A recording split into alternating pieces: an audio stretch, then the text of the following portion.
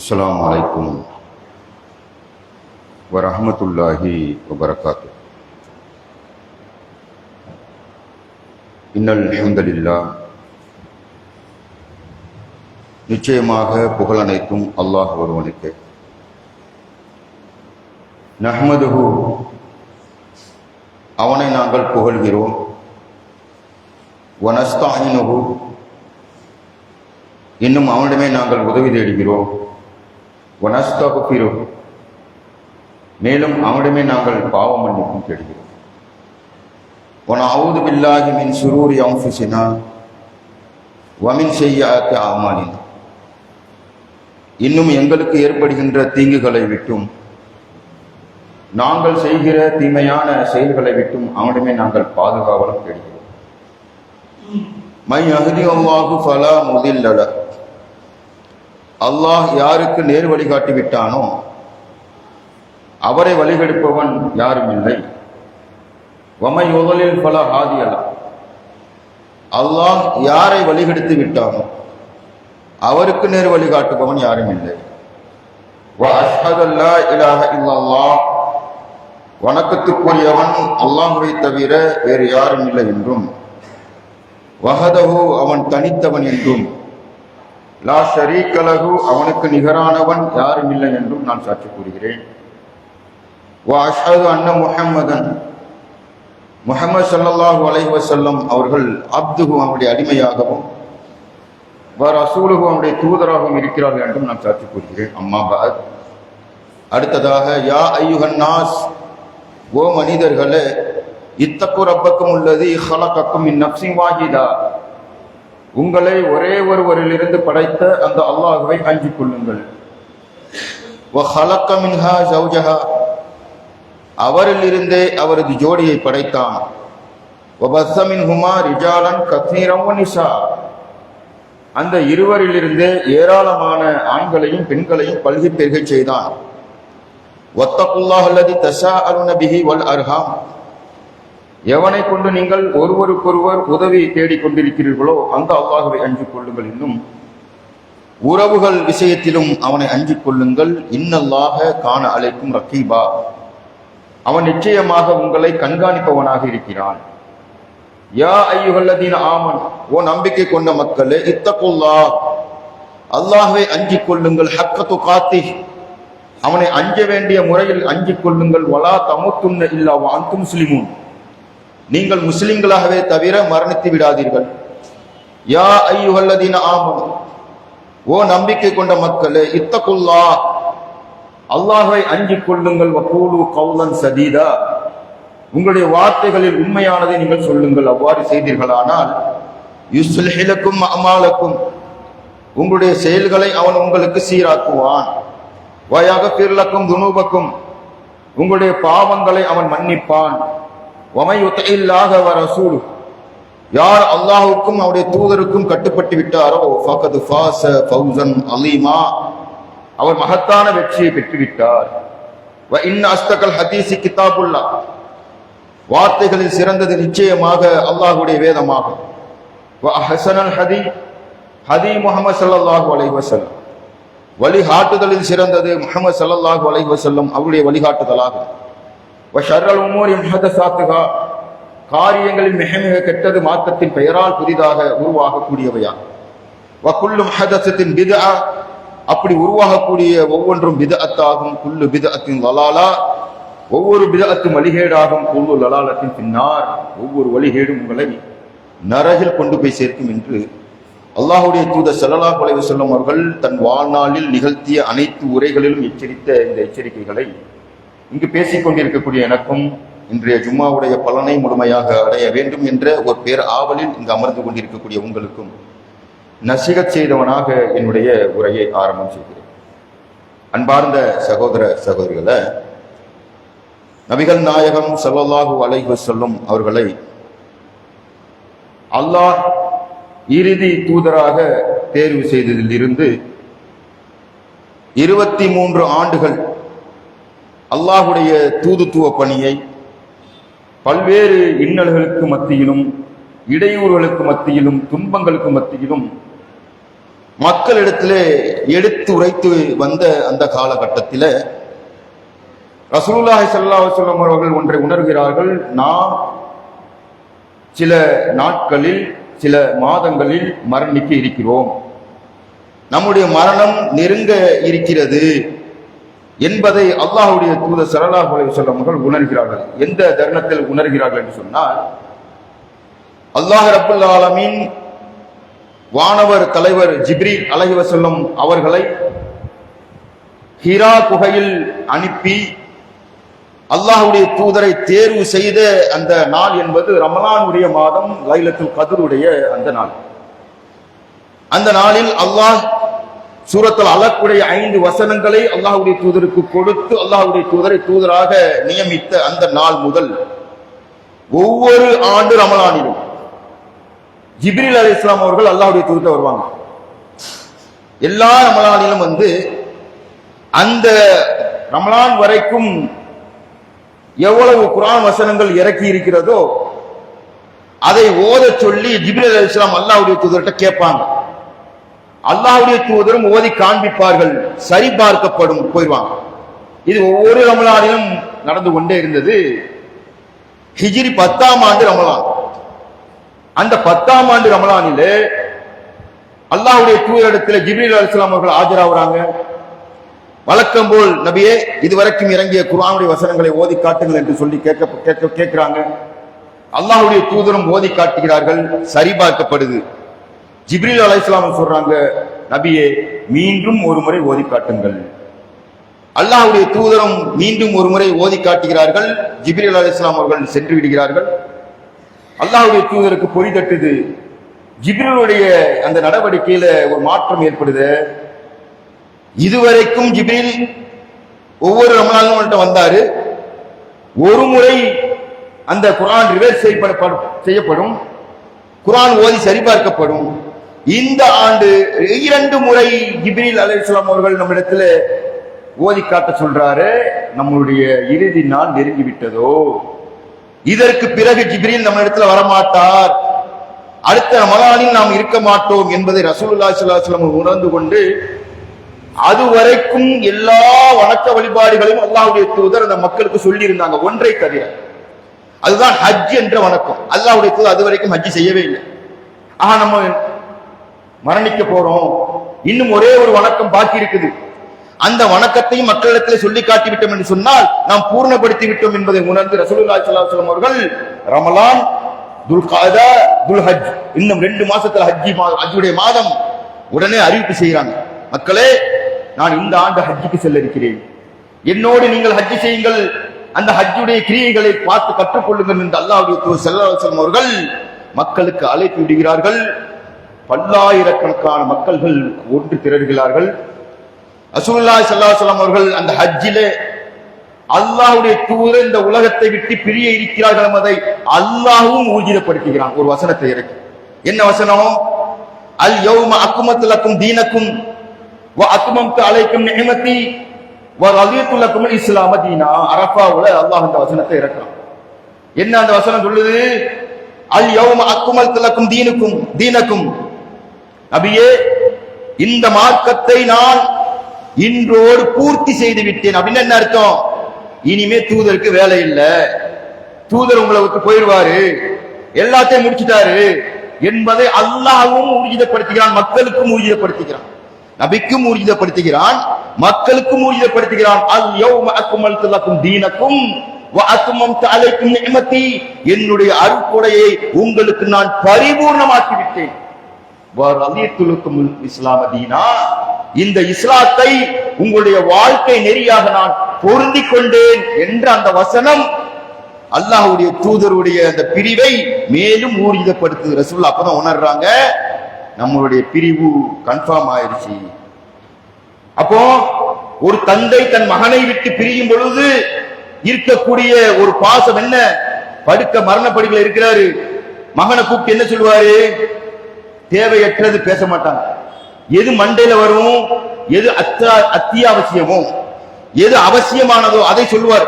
அப்பா, இவ்வளவு காசு தரணும், அவரு அது மாதிரி அவர் கொடுத்துருங்க, அது மாதிரி எனக்கு நான் அவருக்கு கொடுக்க வேண்டியிருக்குது, அவர் எனக்கு தர வேண்டியிருக்குது இப்படி முக்கியமான உபதேசம் நம்ம அண்ணன் தம்பிக்குள்ள பிரச்சனை பண்ணிடாதீங்க. ஒவ்வொருத்தரும் இப்படி என்னென்னலாம் சொல்லணுமோ இறுதி உபதேசமாக ரசூலுல்லாஹ் சில விஷயங்களை சொல்ல முடிவெடுக்கிறார்கள். ஏன்? அந்த இடம் என்பது ஒரு புனிதமான இடம். எந்த வணக்கத்தை நிறைவேற்ற வந்திருக்கிறார்கள்? இந்த இடத்தில் நான் 23 ஆண்டு கால பிரச்சாரத்தையும் சாறு பிழிந்து வடிகட்டி இந்த மக்களிடத்திலே சொன்னால் நிச்சயமாக இந்த மக்களிடத்திலே உள்ளத்தில் அது தைக்கும், அது நிற்கும் என்ற என்பதை உணர்ந்து ரசூலுல்லாஹி ஸல்லல்லாஹு அலைஹி வஸல்லம் அவர்கள் அரஃபாவிலே, முஸ்தலிஃபாவிலே, மினாவிலே நிகழ்த்திய அந்த உரைகளுடைய தொகுப்பை தான் இன்று ஆய்வாளர்கள் சொல்லுகிறார்கள் இறுதி பேருரை. ஏன் இறுதி பேருரை? ரசூலுல்லாஹி ஸல்லல்லாஹு அலைஹி வஸல்லம் அவர்கள் அதற்கு பிறகு மக்களிடத்தில் உரை நிகழ்த்தவில்லை, உபதேசங்களை ஓரளவு சுருக்கிட்டாங்க. ஏன் அதை சொல்றோம்? ரசூலுல்லாஹி ஸல்லல்லாஹு அலைஹி வஸல்லம் அவர்கள் அந்த இறுதி பேருரை என்பதை ரசூலுல்லாஹி ஸல்லல்லாஹு அலைஹி வஸல்லம் அவங்க அந்த மக்களிடத்தில் புரியவும் வைக்கிறாங்க. என்ன புரிய வைக்கிறாங்க? ஜாபீர் ரலியல்லாஹு அன்ஹு அவர் சொல்றாங்க, அல்லாஹ்வுடைய தூதர் சொன்னார்கள், மக்களே உங்களுடைய ஹஜ்ஜையும் உங்களுடைய உம்ராவையும் என்னிடமிருந்து தெளிவாக கேட்டு தெரிஞ்சுக்கிறீங்கப்பா. ஏனென்று சொன்னால் அடுத்த ஆண்டு நான் ஹஜ்ஜி செய்வேனா என்பது எனக்கு தெரியாது. இதுதான் எனக்கு கடைசி ஹஜ்ஜியா இருக்கணும். முதலும் கடைசி ரசூலுல்லாஹி ஸல்லல்லாஹு அலைஹி வஸல்லம் செஞ்சது ஒரு ஹஜ்ஜி தான், ஹஜ்ஜத்துல் விதா, விடை பெற்ற ஹஜ், விடை பெறுகின்ற ஹஜ்ஜி. ரசூலுல்லாஹி ஸல்லல்லாஹு அலைஹி வஸல்லம் இதை சொல்லும் பொழுது மக்கள் காது கொடுத்து கேட்கிறாங்க. ஏன்? ரசூலுல்லாஹ்வுடைய சொல்லுல ஒரு மாற்றம் இருக்குது. இதை சில பேர் நினைப்போம் அடுத்த வருஷம் பாத்துக்கிறோம், இந்த வருஷம் கற்றுக்கொண்டாலும் அடுத்த வருஷம் ஹஜ்ஜி செய்வாங்கல்ல, அப்ப கூடுதலா பார்த்து தெரிந்து கொள்வோம் என்று அலட்சியமாக இருந்துவிடக் கூடாது என்பதற்காக ரசூலுல்லாஹி ஸல்லல்லாஹு அலைஹி வஸல்லம் சொல்றாங்க, மக்களே அடுத்த ஆண்டு ஹஜ்ஜி செய்வானு தெரியாது, தெளிவா என்கிட்ட இருந்து கத்துக்குங்க. ரசூலுல்லாஹி ஸல்லல்லாஹு அலைஹி வஸல்லம் இந்த வார்த்தை சொன்னதிலிருந்து மக்களுடைய கவனம் அல்லாஹ்வுடைய தூதரை விட்டு விலகவில்லை. மக்களுடைய காதுகளை கூர்ந்து கவனிக்க ஆரம்பித்தாங்க. ரசூலுல்லாஹ் என்ன சொல்றாங்க கூர்மையாக்கி கொண்டார்கள்.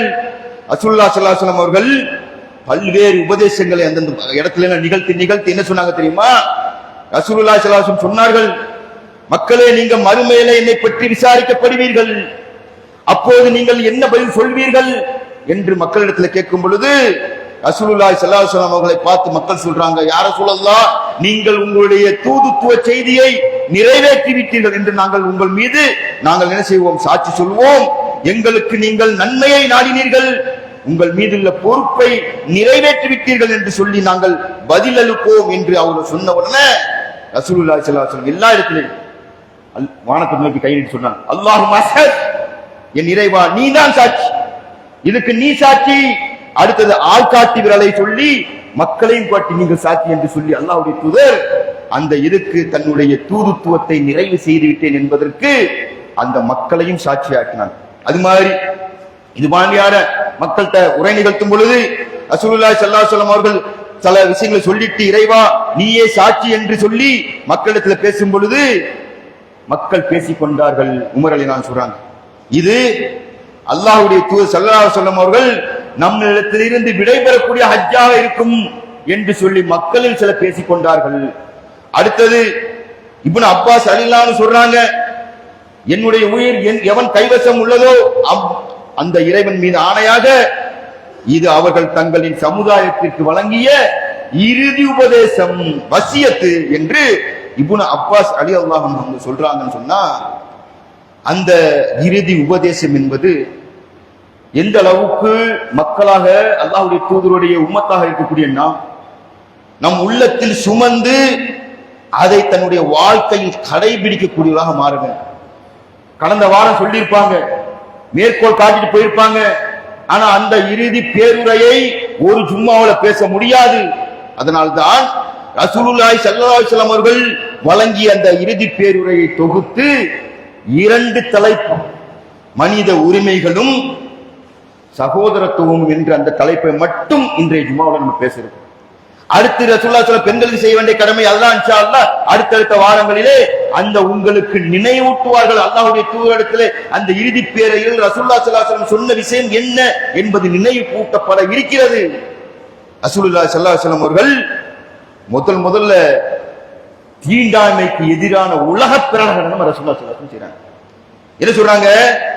மக்களே உங்கள் இறைவன் ஒரே வந்தான், உங்களுடைய இறைவன் பல பேர் இல்லப்பா, ஒருத்தன் தான். உங்களுடைய தந்தையும் ஒருத்தன் தான். எங்க வர்றாங்க முதல்ல?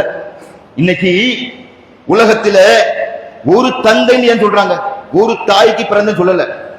ஏன்? தாய் சில நேரங்கள்ல பல பேராக மாறும். இன்னைக்கு உள்ள அறிவியல் வளர்ச்சி எடுத்துக்கொண்டால் என்ன செய்யறாங்க? தாயுடைய கருமுட்டையையும் சினை முட்டையையும் ஒரு கணவனுடைய விந்து முட்டையையும் எடுத்து விந்தனை பண்ணிச்சு ரெண்டையும் வளர்த்து கொஞ்சம் வளர்த்து இன்னொரு பெண்ணுடைய வயிற்றில் வைத்து வளர்க்கிறாங்க. அதற்கு வாடகத்தாய் பேரு. இது நடக்குதா இல்லையா? அது மட்டும் இல்லாமல் ஒரு தாய் அந்த காலத்துல ஒரு தாய் பெற்றெடுத்தாலும் இன்னொரு வளர்ப்பு தாய் பால் கொடுப்பாங்க. அப்ப அல்லாஹ்வுடைய எப்படி வார்த்தையை புரட்டி போடுறாங்க. எப்ப உங்களுடைய இறைவன் ஒருத்தன் தான், உங்களுடைய தந்தையும் ஒருத்தர் தான். அப்படின்னா ஒரு தந்தைக்கு பிறந்த ஒருத்தன் கருப்பா இருப்பான், ஒரு தந்தைக்கு பிறந்த ஒருத்தன் வெளிநாட்டுல போய் படிச்சிருப்பான், அவன் இங்கிலீஷ் பேசுவான், இவன் தமிழ் பேசுவான். ஒரு தாய் மக்கள் ஒரு தந்தைக்கு பிறந்தவர் தாப்பா என்று சொல்லி ரசூலுல்லாஹி ஸல்லல்லாஹு அலைஹி வஸல்லம் சொல்றாங்க. முதல்ல அந்த மொழி வெறிக்கு முதல்ல குழி தட்டி பதைக்கிறாங்க. எந்த ஒரு அரபியை விட அரபி அல்லாதவன் சிறந்தவன் அல்ல. ஒரு அரபி அல்லாதவனை விட ஒரு அரபி சிறப்புக்குரியவன் அல்ல. ஒரு அரபியை விட அரபி அல்லாதவன் சிறப்புக்குரியவன் அல்ல. மொழி வெறுக்கி முதலில் சாவு மணி அடிக்கிறாங்க ரசூலுல்லாஹி ஸல்லல்லாஹு அலைஹி வஸல்லம். ஏன்னா அந்த காலத்துல அரபிகள் என்ன சொல்லுவாங்க தெரியுமா? அரபி பேசுறவன் தான் மொழி பேசுறவனா. அரபி பேசாதவன் எந்த மொழி பேசினாலும் அவன் அஜமீம்பான். அஜமீன்னா என்ன? கால்நடை, விலங்கு, பேச தெரியாத ஒரு ஜந்து என்று சொல்லி அவர்கள் அழைத்து வந்த அந்த காலகட்டத்தில் ரசூலுல்லாஹி ஸல்லல்லாஹு அலைஹி வஸல்லம் அவர்கள் அந்த மொழி வெறுக்கி சாவு மணி அடிக்கிறார்கள். அரபியை விட அரபி அல்லாதவன் உயர்ந்தவன் அல்ல, அரபி அல்லாதவனை விட அரபி உயர்ந்தவன் அல்ல. இந்த மொழி வெறி இன்னைக்கு இருக்குதுங்க. நம்ம பக்கத்து மாநிலம் கர்நாடகா, அங்க இருந்து காவிரி நீருக்கு எவ்வளவு காலம் சுப்ஹானல்லாஹ் 130 ஆண்டுகளாக இதுவரைக்கும் தீர்வு கிடைக்கல. அட யாரு? தமிழ்நாட்டை சேர்ந்த என்னுடைய சகோதரனாச்சு, அவனுக்கு நீர் கொடுக்கணுமே என்று சொல்லி இதுவரைக்கும் தீர்வு எட்டல. 2007 உச்ச நீதிமன்றத்தின் தீர்ப்பு வந்து 2018 காவிரி மேலாண்மை ஆணையத்தை அமைக்க உத்தரவிட்டாலும் இதுவரைக்கும் நீ யாரு? கன்னடம் பேசுறியா? நீ ஆளு. தமிழ் பேசுறியா? நீ வேற ஒருத்தவன். இதுவரைக்கும் தீர்வு இல்லைங்க. ரசூலுல்லாஹி ஸல்லல்லாஹு அலைஹி வஸல்லம் அவர்களுடைய இந்த இறுதி பேருரையை தன் வாழ்நாளில் எல்லாரும் நடைமுறைப்படுத்தினால் எந்த பிரச்சனையும் இந்த உலகத்தில் வராது.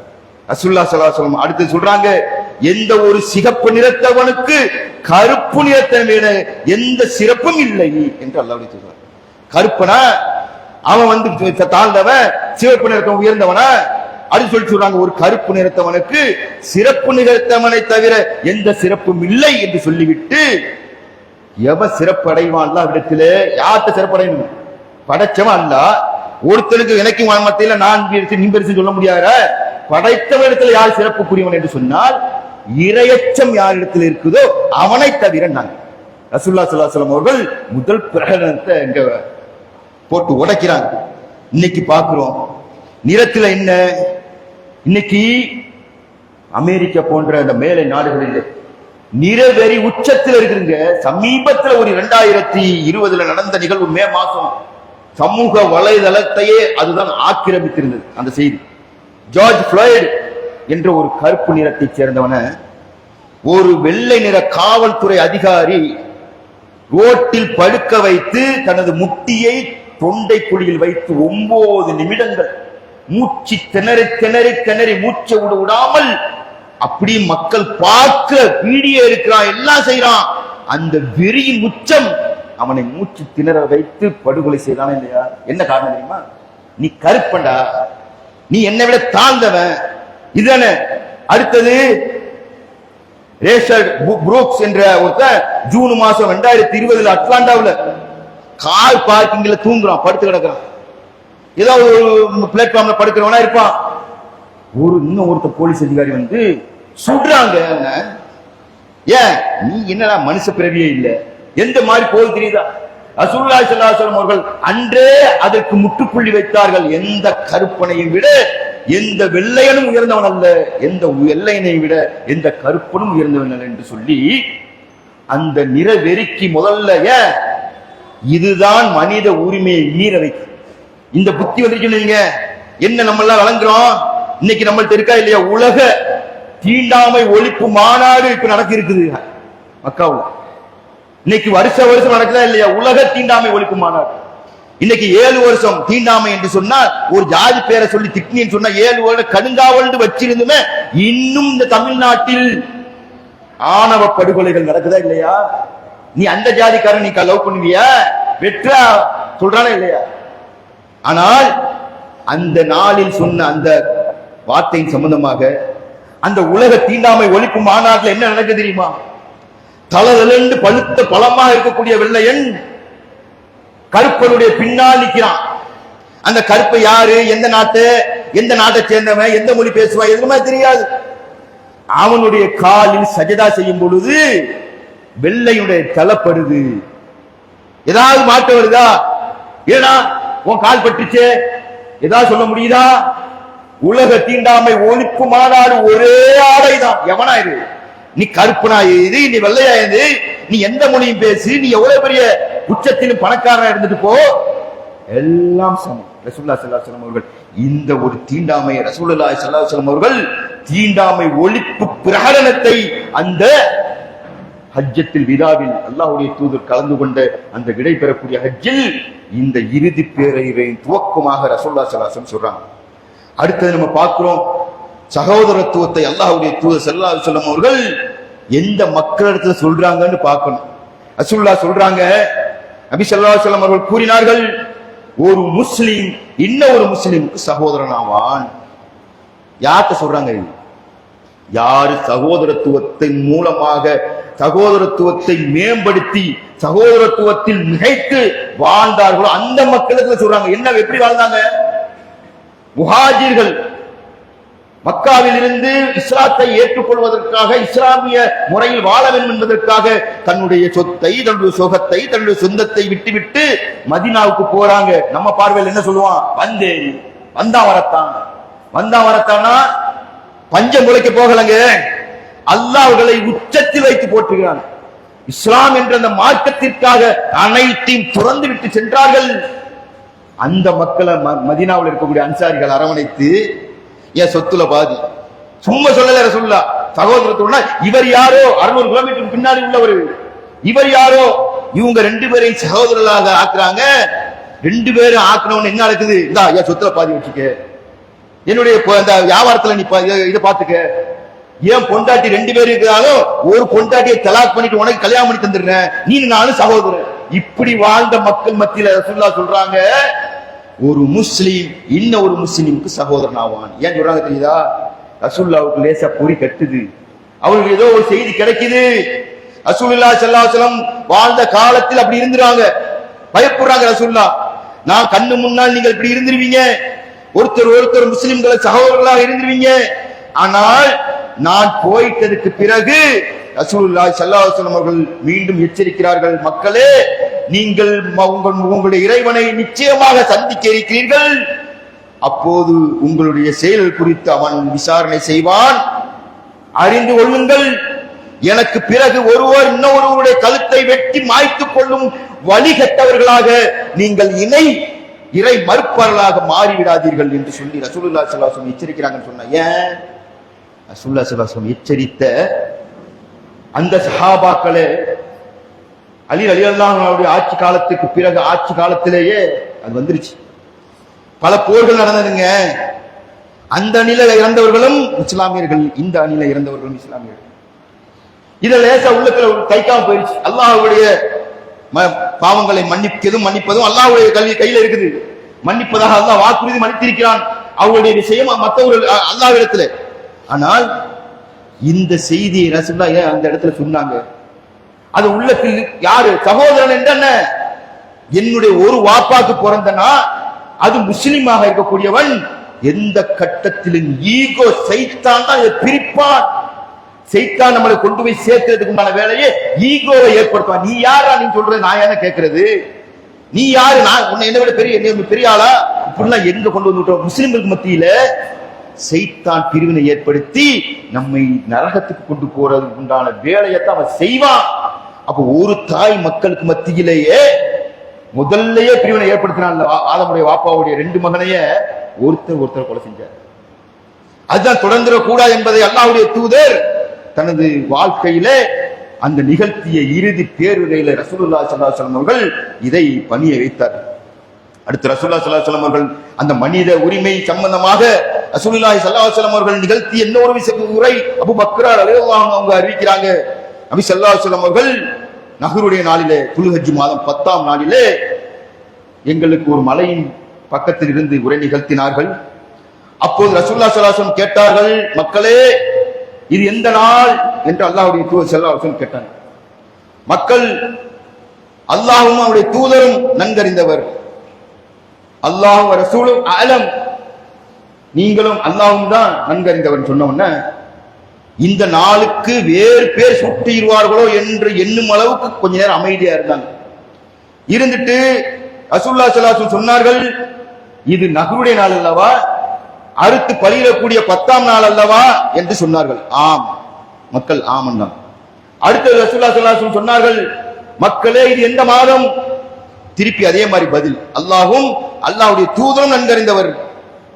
இந்த மாதத்துக்கு ரசூலுல்லாஹி ஸல்லல்லாஹு அலைஹி வஸல்லம் அவர்கள் ஹஜ்ஜுடைய மாதத்துக்கு வேறு பெயர் சூட்டி விடுகிறார்கள் என்று எண்ணும் அளவுக்கு அமைதியா இருந்துவிட்டு ரசூலுல்லாஹி ஸல்லல்லாஹு அலைஹி வஸல்லம் சொன்னார்கள், இந்த மாதம் ஹஜ்ஜுடைய துல்ஹஜ்ஜுடைய மாதம் அல்லவா என்று கேட்கும் பொழுது நாங்கள் ஆம் என்றோம். பிறகு ரசூலுல்லாஹி ஸல்லல்லாஹு அலைஹி வஸல்லம் சொன்னார்கள், இது எந்த நகரம் என்று கேட்டார்கள். எல்லாம் புரிய வைக்கிறாங்க.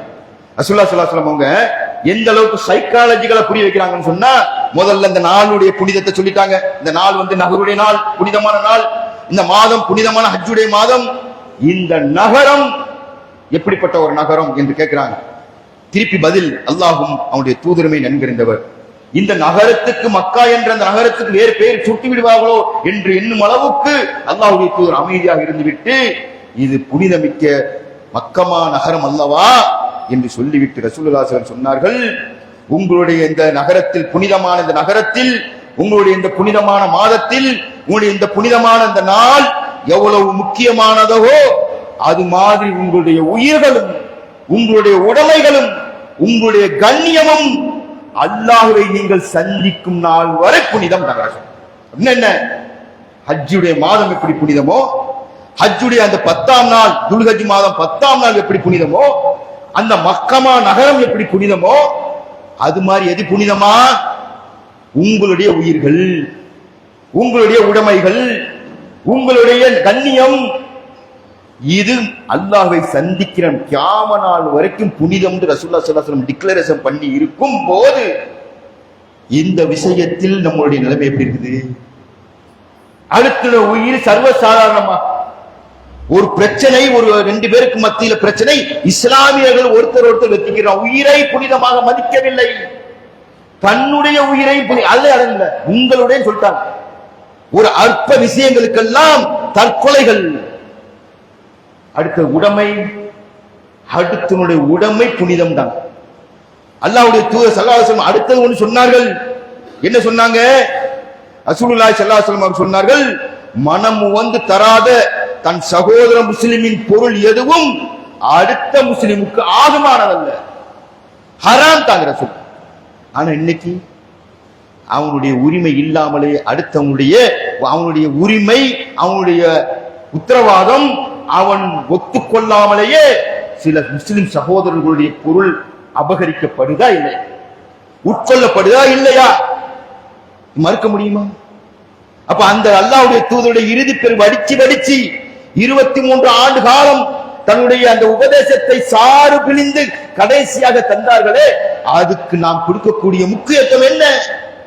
அடுத்தவனுடைய உரிமை, அடுத்தது உயிர், அடுத்தது கண்ணியம்.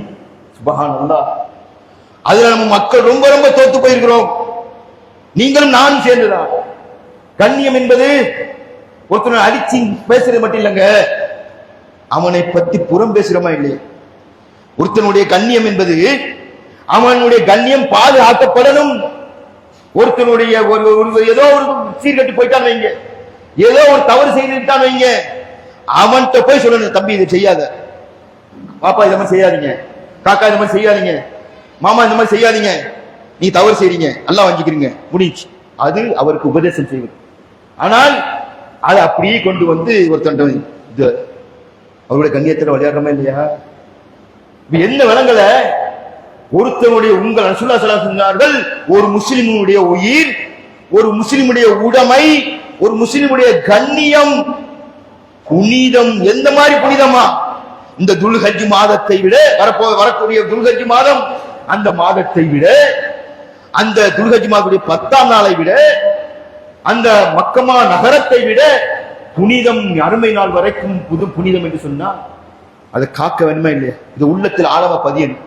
அடுத்த உயிரோடு விளையாடும் பொழுது, அடுத்த உடமையோடு நாம் அபகரிக்கும் பொழுது, இது எனக்கு கண்ணியம் இல்லை, இது புனிதம் ரசூலுல்லாஹ் சொல்லிட்டாங்க, இது தொடக்கூடாது, அடுத்த சொத்து என்று சொல்லி அதுல அது மாதிரி அடுத்த கண்ணியத்தை பத்தி குலைக்கிறோமா? அவன்கிட்ட இல்ல குறை சொல்றது வேறங்க, அவதூறுகள். சுப்ஹானல்லாஹ், எப்படிப்பட்ட அவதூறுகள்! அவனுடைய கண்ணியத்தை சீர்குலைக்கக்கூடிய அவர்கள் எக்ஸ்ட்ரா ஃபிட்டிங் போட்டு அவதூறுகளும் பரப்பப்படுது. எது விளங்கல? ஒரு முஸ்லிமுடைய கண்ணியம், புனிதம் தாங்க ரசூல். அப்ப இந்த மாதிரி விஷயங்கள்ல நம்ம கூடுதல் கவனம் செலுத்தணும்.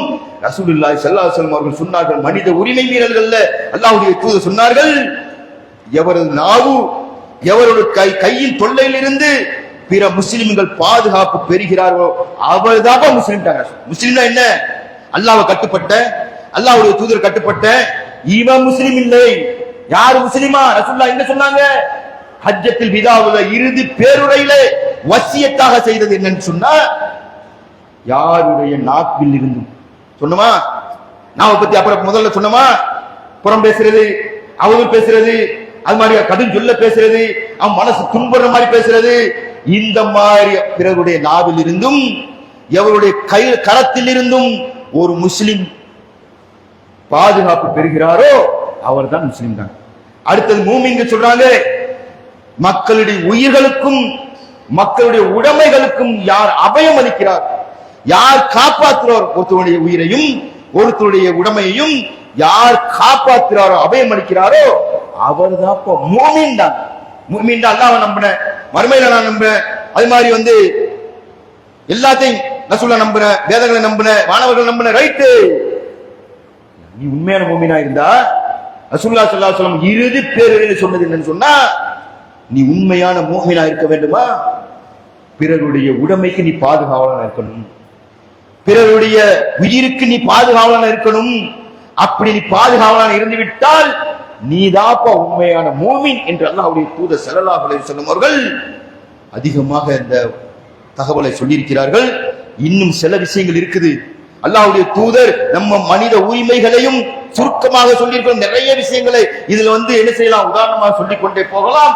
சுருக்கமாக சொல்லியிருக்கிறோம். என்ன சொன்னோம்? நம்ம அனைவரும் ஒரு தாய்க்கும் ஒரு தந்தைக்கும் பிறந்த சகோதரர்கள். ரசூலுல்லாஹ் டிக்ளரேஷன் பண்ண உலகத்தில் அத்தனை பேர் ஒரு சகோதரன் இன்னொரு சகோதரனை விட, ஒரு தாய்க்கு ஒரு தந்தை பிறந்த ஒருத்தன் எப்படி ஒருத்தன் உயர்ந்தவனா போவான், ஒருத்தன் எப்படி தாழ்ந்தவனா போவான்? ஒரு உம்மா பாப்பாக்கு பிறந்தவன் 2 பேரும் உயர்ந்தவன் தாழ்ந்தவனா இல்லை. ஒருத்தனை கருப்பா பெற்றுட்டாங்க, ஜீன்ல முத்தாப்பாவோட ஜீன் வேற மாதிரி இருக்கீங்க. ஒருத்தனை வெள்ளையா பெற்றுறாங்க, 2 பேரும் உயர்ந்தவன் தாழ்ந்தவனா? ஒருத்தன் பணக்காரனா போயிட்டான், ஒருத்தன் ஏழை ஆயிக்கிறான், உயர்ந்தவன் தாழ்ந்தவனா? ஒருத்தன் வேற மொழி பேசுறான், ஒருத்தன் அதே மொழியில இருக்கிறான், 2 ஒரு வாப்பா அம்மாவுக்கு பிறந்தது. இதுல எப்படி உயர்வு தாழ்வு வரும்? அல்லாஹ்வுடைய தூதர் இந்த உயர்வு தாழ்வு இல்லை. அது மாதிரி நிறைவேறியை அல்லாஹ்வுடைய தூதர் ஸல்லல்லாஹு அலைஹி வஸல்லம் ஒழித்தார்கள். அது மாதிரி ஒரு முஃமினுடைய, ஒரு முஸ்லிமுடைய உயிர், உடைமை, கண்ணியம், புனிதம் என்று அல்லாஹ்வுடைய தூதர் ஸல்லல்லாஹு அலைஹி வஸல்லம் சொன்னார்கள். முஸ்லிம் என்றால் யார், முஃமின் என்றால் யார் என்பதை அல்லாஹ்வுடைய தூதர் ஸல்லல்லாஹு அலைஹி வஸல்லம் அவர்கள் சொன்னார்கள் என்பதை இந்த நேரத்தில் உங்களுக்கு தகவலாக சொல்லியிருக்கிறோம். இந்த தகவல்களை, இந்த இறுதி பேருரையை, இறுதி தூதருடைய இறுதி பேருரையை யாரெல்லாம் இஸ்லாத்தை ஏற்காதவர்களும் யாரெல்லாம் கடைபிடிக்கிறார்களோ இந்த உலகத்தில் இருக்கக்கூடிய அனைத்து பிரச்சனைகளுக்கும் அந்த உரையிலே தீர்வு இருக்கு. அதை தன் வாழ்நாளில் நடைமுறைப்படுத்தணும் என்று சொன்னால் இந்த உலகத்திலும் நாளை மறுமையிலும் மிக சிறந்த ஒரு வாழ்க்கையை, ஒரு சந்தோஷமான, ஒரு நிம்மதியான வாழ்க்கையை வாழ முடியும் என்பதை அல்லாஹ்வுடைய தூதருடைய இறுதி பேருரையில் இருந்து உங்களுக்கு தகவலை சொல்லியிருக்கிறோம். இன்ஷா அல்லாஹ் வரக்கூடிய ஜும்மாக்களிலும் அல்லாஹ்வுடைய தூதர் சொன்ன மற்ற அந்த இறுதி பேருரையுடைய தகவல்களை சொல்ல இருக்கிறார்கள் என்பதை அதையெல்லாம் உள்ளத்துல வாங்கி தொடர்ந்து ஜும்மாவில் அட்டன் பண்ணி அல்லாஹ்வுடைய தூதர் இறுதியாக இவ்வளவு சொல்லியிருக்கிறாங்க, வசியத்தா செஞ்சிருக்கிறாங்க. இதை என் வாழ்நாளில் நான் கடைபிடிப்பேன் என்று நாம் வாழ்நாளில் கடைபிடித்தோம் என்று சொன்னால் ரசூலுல்லாஹி ஸல்லல்லாஹு அலைஹி வஸல்லம் அவர்களை முன்மாதிரியாக, இந்த உலகத்தின் தலைவராக, இந்த மார்க்கத்தின் சொந்தக்காரனாக, சொர்க்கத்தில் கொண்டு போய் சேர்க்கக்கூடிய என்னுடைய தலைவராக நான் ஏற்றுக்கொண்டேன் என்பதில் ஒரு கூடுதல் அர்த்தம் இருக்கும் என்பதை இந்த தருணத்தில் உங்களுக்கு தகவலாக சொல்லிக்கொண்டு என்னுடைய உரையை நிறைவு செய்கிறேன். வாஹிர் தாவத்துல்லாஹி ரப்பில் ஆலமீன். அஸ்ஸலாமு அலைக்கும் வரஹ்மத்துல்லாஹி வபரகாத்துஹு. அல்ஹம்துலில்லாஹி ரப்பில் ஆலமீன். வஸ்ஸலாத்து வஸ்ஸலாமு அலா ரசூலில்லாஹி அம்மா பஅத். கண்ணியத்துக்குரியவர்களே, நடந்து முடிந்த நாடாளுமன்ற சட்டமன்ற தேர்தலுடைய முடிவுகள் வெளியானதில் இருந்து இதுவரைக்கும் பரபரப்பு அடங்கல. ஒரு சாரார் இஸ்லாமியர்களில் ஒன்றை வெறுத்தவர்களும் இருக்கிறாங்க. ஒரு சில பேரு ஒரு விஷயத்தை ஆதரித்தவர்களும் இருக்கிறாங்க. ஆனால் அல்லாஹ் ரப்பல் ஆலமீன் தனது திருமறையில இதுக்கு உண்டான தீர்வு என்ன நினைச்சிடக்கூடாது. இந்த மாதிரி ஆயிடுச்சே, இப்படி ஆயிடுச்சே, நம்ம வேற மாதிரி நினைச்சோமே என்றெல்லாம் அவர்கள் என்ன செய்யக்கூடாது, நினைத்து விடக்கூடாது. அல்லாஹ் ரப்பல் ஆலமீன் தனது திருமறையில சொல்லும் பொழுது சூரா பக்ராவில் சொல்றான், ஒன்றை நீங்கள் வெறுக்கலாம்,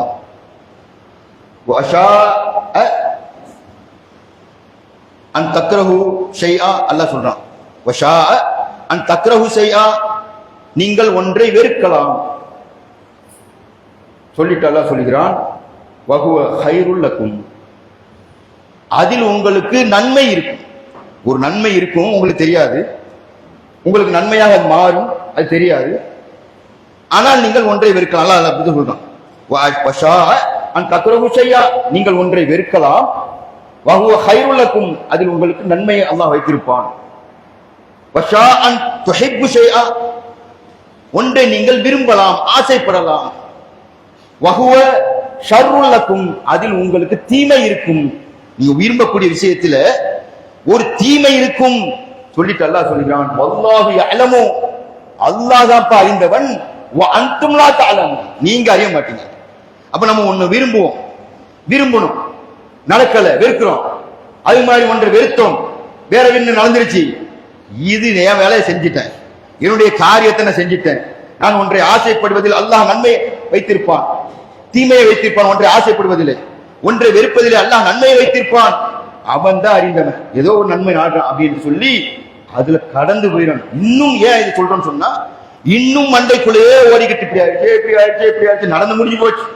தேர்தல் வாக்கு வலிச்சாச்சு, மே மாசம் 4ஆம் தேதி ரிசல்ட் வந்துருச்சு. இன்னமும் மண்டைக்குள்ள உட்கார்ந்துக்கிட்டு அது யார் ஆட்சிக்கிறாங்களோ அது நடக்கும்.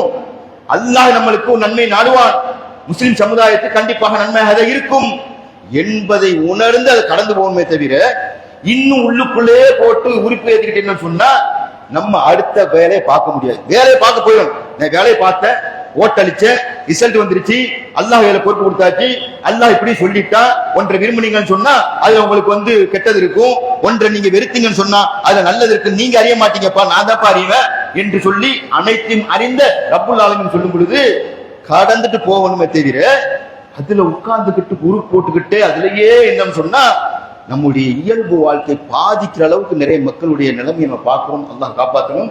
ஒரு முஃமின் அப்படி இருக்கக்கூடாது. ஒரு விஷயம் நடந்துச்சு, என்னுடைய கடமையை செஞ்சுட்டேன், எனக்கு நான் விரும்பியதுக்கு மாற்றம் வந்துருச்சுன்னா அல்லாஹ் இதோட அறிந்தவன். அது மாதிரி நான் ஒன்று விரும்பினேன், இன்னும் அது விஷயத்துல இன்னும் குளறுபடி ஓடிட்டு இருக்குது, அது இன்னும் ஒரு முடிவுக்கு வராம இருக்குது, அல்லாஹ் அறிந்தவன். நான் என் வேலையை, என் பொண்டாட்டிக்குள்ள என்னுடைய மார்க்க விஷயம், மத்த விஷயத்துல நான் போயிடணுமே என்று சொல்லி அப்படி போகணுமே தவிர இதுக்குள்ளேயே உட்கார்ந்துக்கிட்டு வாட்ஸ்அப்லையும் பேஸ்புக்லையும் அது மாதிரி யூடியூப்லையும் என்னடா அடுத்தது ஏன் அடுத்தடுத்த வேலை நம்மளுக்கு இருக்குதுங்க. என் வேலையை செஞ்சுட்டு போயிட்டேன். ஒரு மூமினுடைய பண்பு இப்படி இருக்கணும். எனவே இது நீ என்ன செய்யக்கூடாது, இதுலயே போய் மூழ்கி நம்முடைய மற்ற வேலைகள் தொய்வடைந்து கூடாது. அல்லாஹ் அனைத்தையும் அறிந்தவன், அல்லாஹ் அனைத்திற்கும் ஒரு தீர்வு தரக்கூடியவன், அல்லாஹ் அனைத்தையும் சிறப்பாக நன்மையாக மாற்றி தருபவன் என்ற ஒரு நம்பிக்கையோடு நம்முடைய இயல்பு வாழ்க்கையை நாம் தொடர வேண்டும் என்பதை இந்த தருணத்தில் உங்களுக்கு தகவலாக சொல்லிக்கொண்டு, அடுத்து ஒரு அறிவிப்பு, குர்பானுடைய அறிவிப்பு. ஒவ்வொரு வருடமும் துல்ஹஜ் மாதத்தில் பெருநாளில் நம்ம என்ன செய்வோம், கூட்டு குர்பான். ஏன்னா வசதி இல்லாதவர்கள் ஆடு வாங்கி கொடுப்பாங்க, வசதி இருக்கக்கூடியவங்க.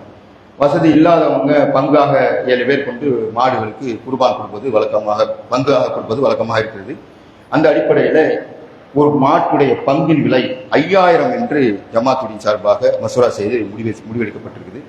உங்களுடைய பங்குகளை முயன்று, அதாவது ஒரு நியத் வச்சுட்டோம், வச்ச உடனே முதல்ல கொடுத்துருங்க. சில பேர் என்னன்னா, நாங்க நிர்வாகத்தில் இருக்கிறோம் தெரியுது, கடைசி நேரம் நாளைக்கு பெருனானா இன்னைக்கு நைட்டு போன போட்டுக்கிட்டு பாய் எங்கிட்ட ஒரு பங்கு இருக்குது, யாரா வேணுக்கிறீங்களா, இதை கொண்டு போய் செய்ய ஒருத்தர் வந்துட்டாரு, அவருடைய கடமை நிறைவேற்றணும், இதை கொண்டு போய் ஒவ்வொரு கிளைக்கும் போன போட்டு உங்கள்ட்ட ஏதாவது பங்கு இருக்கா, இது பெரிய ஒரு தலைவலியாக மாறுது, ரொம்ப சிரமமா இருக்கு.